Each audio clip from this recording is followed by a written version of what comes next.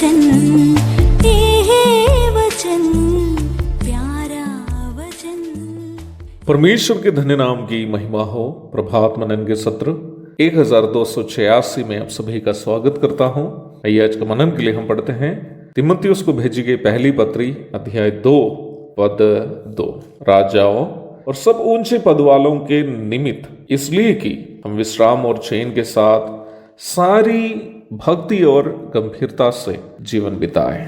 मुझे लगता है कि हम मसीह लोग प्रार्थना की ताकत को जितना कम समझते हैं उतना शायद ही गैर मसीह लोग समझते हैं। ये बड़ी दुखजनक बात है कि कई बार हम भी परमेश्वर से हमें मिली हुई इस बड़ी सौभाग्यता को तुच्छ समझते हैं। प्रेरितों के काम 12वां अध्याय में इस दुखजनक सच्चाई को प्रमाणित करने वाली एक घटना को हम देखते हैं। प्रेरित पतरस को राजा हेरोदेस पकड़कर कैद कर दिया। उस जमाने में जेल जाने के बाद बाहर आना बहुत कम होता था।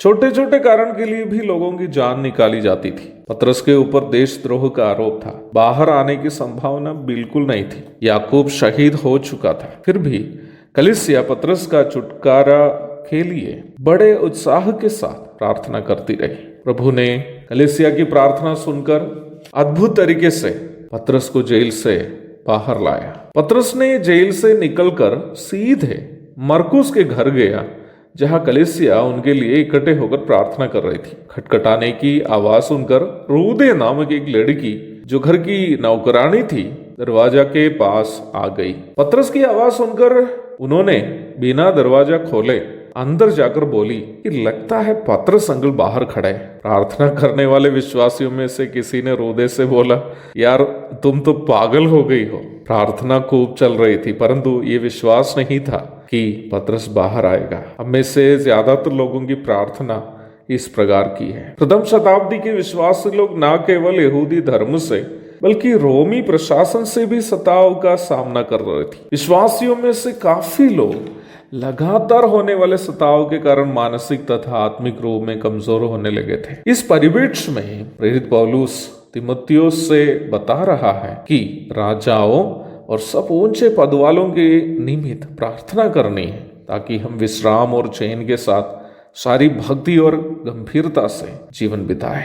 कल मैं एक खबर पढ़ा कि कर्नाटक के किसी शहर में वहां के प्रशासन वहां के मसीहियों को आराधना करने या प्रार्थना करने नहीं दे रहे हैं। प्रशासन का कहना है कि वहां के मसीह लोग असली मसीह नहीं है, बल्कि परिवर्तित मसीही है, इसलिए उनको मसीह के रूप में नहीं मान सकते हैं। पता नहीं कि कल के दिनों में हम लोग भी अपने अपने जगहों में क्या क्या समस्या को झेलने पड़ेंगे। प्यारो, ऐसी परिस्थिति में हम क्या कर सकते हैं? ऐसी परिस्थिति में प्रिय भाई बहनों, हमारा हथियार है प्रार्थना। हमें यह बात को समझनी जरूरी है कि हमारे खिलाफ शासकों को और अधिकारियों को खड़ा करना शैतान का काम है। इसलिए हमें ये बात मन में रखनी है कि हमारा ये मल्लयुद्ध लहू और मांस से नहीं है, बल्कि अंधकार के हाकिमों से और दुष्टता की आत्मिक सेनाओं से है जो आकाश में है। इफिसियों की पत्री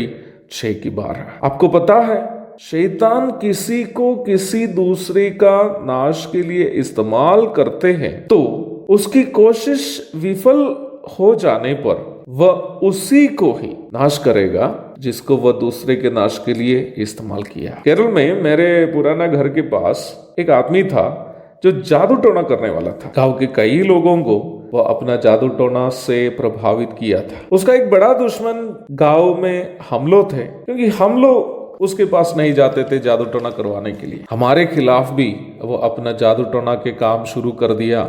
वो दिखाना चाहता था कि वो कितने शक्तिशाली है, परंतु इस बीच हमें ये जानकारी मिली कि वह अपने ही घर में खुदकुशी कर दिया है। राजा हेरोदेस मसीहों को सताते रहा, परंतु आखिर उनको क्या हुआ पता है? प्रेरितों के काम 12:23 में हम देखते हैं, प्रभु के एक स्वर्गदूत ने उसको ऐसा मारा कि वह कीड़े पड़ के मर गया है। प्रिय भाई बहनों, हम मसीहियों को डराने वालों से हमें डरने की आवश्यकता नहीं है। केवल उन लोगों के लिए प्रार्थना करते रहिए। यदि वे लोग नहीं सुधरा तो उसको तड़पा तड़पा कर मारने की क्षमता हमारे परमेश्वर में है। केवल प्रार्थना करते रहिए कि वे पश्चाताप करे और बदले। चाहे कितने बड़े शहंशाह भी क्यों ना हो, उनको सुधारने या दंड देने की क्षमता हमारे परमेश्वर में है। डरिए नहीं, केवल विश्वास के साथ प्रार्थना करते रहिए। हमारा परमेश्वर जीवित है। मारानाथा। भोजन है आत्मा में भूखे कोयल, पानी है आत्मा में प्यासे कोयल, पालन जो करते हैं उसके लिए आशीष पाने का साधन है ये वचन, प्यारा वचन, यीशु मसीह का प्यारा वचन।